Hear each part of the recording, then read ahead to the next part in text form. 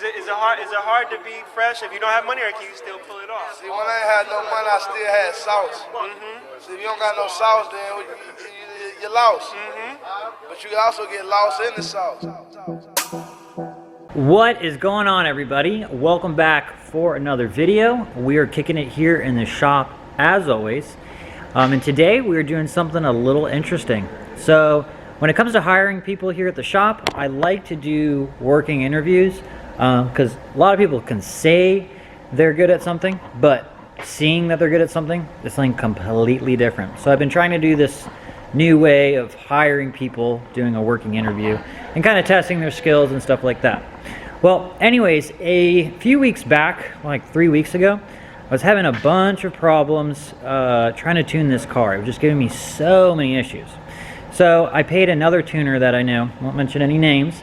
I had him try to figure it out, and then when he was messing with it, and he got just as far as I did with it. So I knew of one other person that I could call that I thought would possibly be able to figure it out, and that was my buddy Michael. He's up in Kansas, so I hit him up. He logged in to an e-tune. Took a little bit, but he figured it out. So I was like super happy that he got it figured out. I had lost sleep over trying to figure it out, but there's just a few things that the car was doing, like it was trying to read the tables in the back with speed, density, and math. So it's kind of complicated to explain, but there's stuff that he turned off and got it to read normal. So he got that figured out, and I was super happy. Well, I put a post online like probably a week ago. I posted something and he actually messaged on it, hey, I would work for you, but thought it was a joke. He personal messaged me and said he wasn't joking, he was for real. So right now we're doing a working interview. I have a basic setup on the dyno. It's just a D16 stock with a turbo kit, and I'm just looking over his parameters. Personally, I think he's probably better than I am, being that he was able to figure out that car that I wasn't, and he's also been doing it for like 5 or 6 years longer than me. But anyways, I'm still going to be doing a working interview with him. So I have this super basic setup, and I'm just looking over what he's doing. He just accepted the chat, so he's going to be going in and he's going to be making changes. And I'm just going to look over everything, make sure everything looks right and correct. And if everything looks good, he's going to start driving down here on Friday and start working on Monday. So I know this will go well. I know this ain't going to be a problem for him. I'm just going to look over it just to cross our T's and dot our I's. As long as everything goes good, you guys will be meeting Michael next week, which will really help having 2 tuners at the shop. One head is always better than, or 2 heads are always better than 1. So it'll be a lot easier. If he can't figure something out, he can bounce off of me, and if I can't figure something out, I can bounce it off of him. And he has a lot of experience tuning other types of cars that I've never even tried to tune.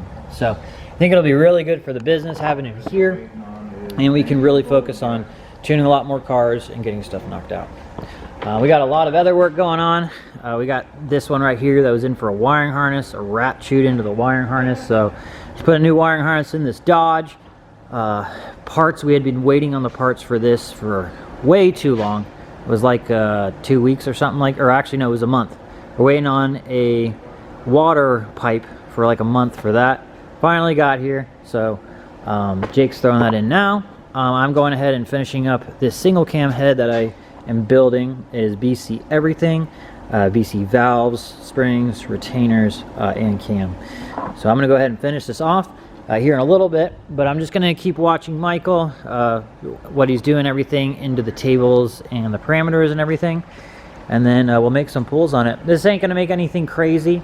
I actually tuned it not too long ago, a couple months back, but he got some new modifications, some new stuff that we did to it, so we're just going to do a retune.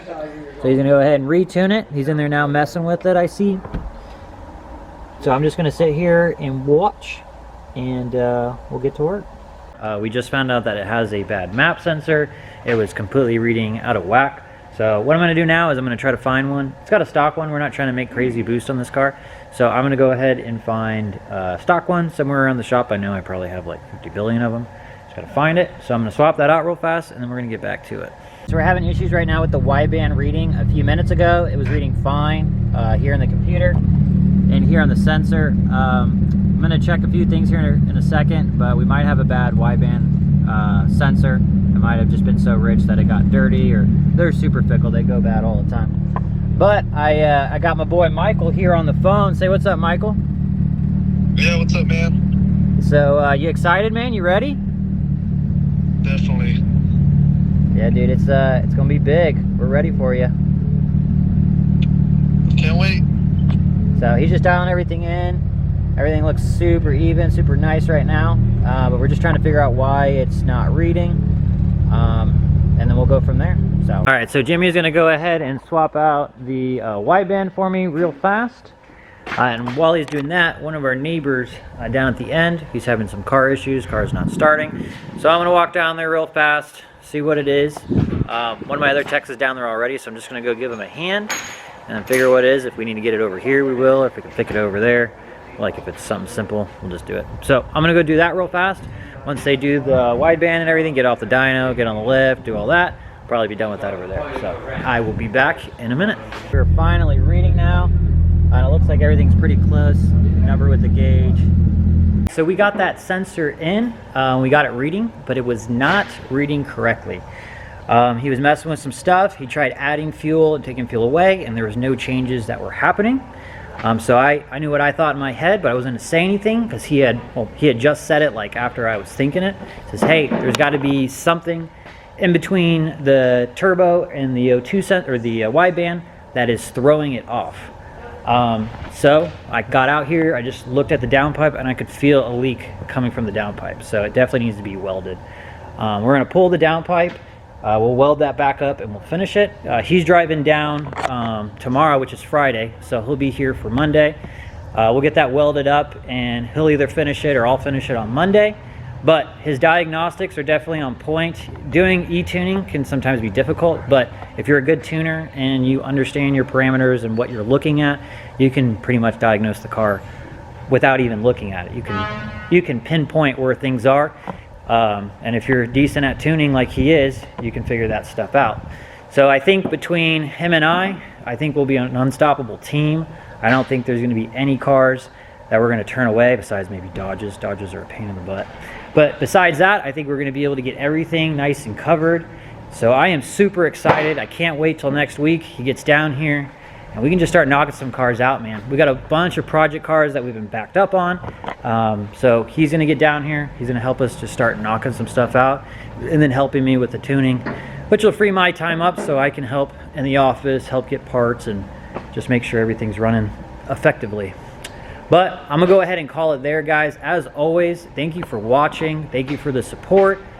I'll apologize one more time for not making videos. I try to make more videos, and actually with having this guy here, I should have some more free time so I can start knocking out some more videos for you guys. But thank you for your support as always. Go ahead and like, subscribe, and I'll see you guys soon. Peace. Is it hard to be fresh if you don't have money, or can you still pull it off? See, when I ain't had no money, I still had sauce. See, if you don't got no sauce, then you're lost. But you can also get lost in the sauce.